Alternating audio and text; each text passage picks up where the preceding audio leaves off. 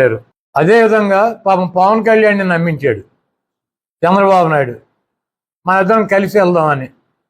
ఈ దొంగ 420 గాడు అని చెప్పి మేము పవన్ కళ్యాణ్కి కూడా చెప్తానే ఉన్నాం. నమ్మినట్టు ఉన్నాడు.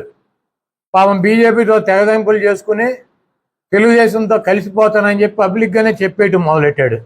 ఆయన చెప్పడం మొదలెట్టినాక మనాడే బ్రేక్ కొట్టాడు చంద్రబాబు నాయుడు.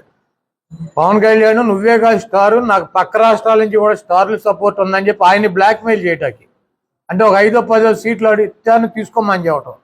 నువ్వు అడిగినట్టు 25-30 ఇవ్వను, నాకు రజనీకాంత్ ఉన్నాడని చూపించి పవన్ కళ్యాణ్ని బ్లాక్మెయిల్ చేయటానికి ఆ హీరోని పట్టుకొచ్చాడు. ఇప్పటికైనా జనసేన కానీ పవన్ కళ్యాణ్ గారు కానీ ఆయన అభిమానులు కానీ అర్థం చేసుకోవాల్సినటువంటి అవసరం ఏంటంటే, చంద్రబాబుని పట్టుకుని కనుక నడిస్తే కుక్క తోక పట్టుకుని గోదావరి ఇదినట్టు ఎన్టీ రామారావు లాంటి మహానుభావుడికి వెన్నుపోటు పొడిచినటువంటి ఈ వెధవలో చంద్రబాబు నాయుడు వేసేటువంటి బిస్కెట్లకి తమిళనాడు నుంచి వస్తారు, ఢిల్లీ నుంచి అయినా వస్తారు, ఎక్కడి నుంచి అయినా వస్తారు. అది తీసేసిన తాటికే ఫేస్ చేసుకుని. కాబట్టి అటువంటి వ్యక్తుల్లో చేసేటువంటి దుర్మార్గాలని పవన్ కళ్యాణ్ కూడా గ్రహించాలని చెప్పి కోరుతున్నాను. అదేవిధంగా